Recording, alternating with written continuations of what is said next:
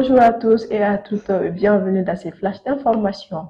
Tout de suite, les actualités de ce mardi 8 avril 2025. Nous ouvrons ces flashs d'informations avec une question diplomatique importante concernant les relations entre le Mali et l'Algérie.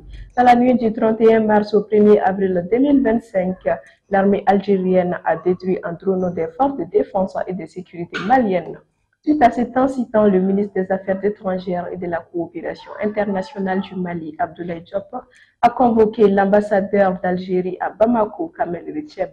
Lors de cette rencontre, le ministre des Affaires étrangères et de la coopération internationale a exprimé le mécontentement du Mali face à cette action de l'Algérie.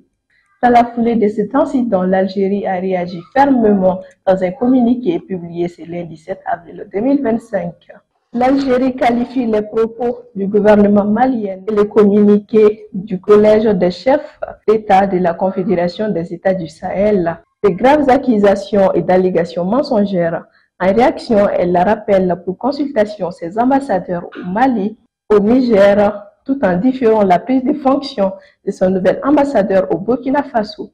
Par ailleurs, le ministère de la Défense algérienne annonce la fermeture de son espace aérien aux aéronefs en provenance ou à destination du Mali.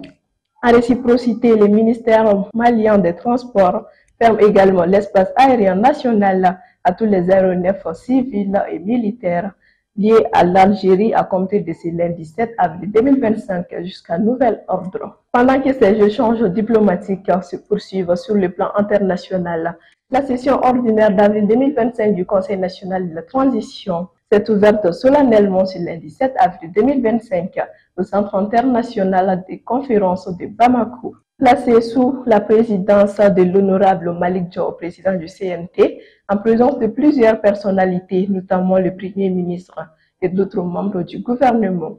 Il a déclaré que le CNT a déjà sur son bureau 39 textes à examiner, dont 27 nouveaux dépôts, et a salué les progrès réalisés dans la refondation du Mali, notamment grâce à la taxation qui a amélioré la fourniture de l'électricité. Dans son discours, le général du corps d'armée Malick Diop a félicité et encouragé au nom de l'ensemble du Conseil national de transition l'effort déployé par les forces coalisées des pays du Sahel et a rappelé l'unité de la Confédération des États du Sahel en ces termes. Les pays de l'AES sont un et indivisibles, d'où sa devise. Un espace, un peuple, un destin. Le Conseil national de transition a appris avec satisfaction le 29 janvier 2025 que notre confédération dispose d'un passeport et contrairement à certaines allégations, nos compatriotes ne rencontrent aucune difficulté au cours de leur déplacement.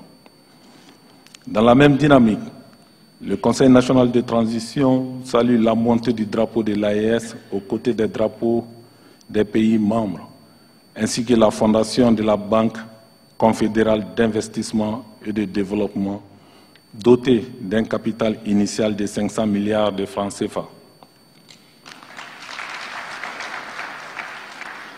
L'établissement de cet organisme bancaire est une avancée notable pour consolider l'indépendance financière du Burkina Faso, du Mali et du Niger, et répond surtout aux exigences de similarité. Le peuple de l'AES est un et indivisible, d'où sa devise « Un espace, un peuple, un destin ». Terminons ces flashs d'information avec une actualité sportive de la CAN des moins de 17 ans. Le Mali subit sa première défaite face à la Côte d'Ivoire ce lundi 7 avril 2025 sur un score de 4-2. Toutefois, cette défaite est sans conséquence pour les Maliens qui se sont qualifiés depuis la deuxième journée des phases de groupe après une victoire face à la République centrafricaine. Ceci met fin à ces flashs d'information. Nous vous donnons rendez-vous à très bientôt pour d'autres nouvelles.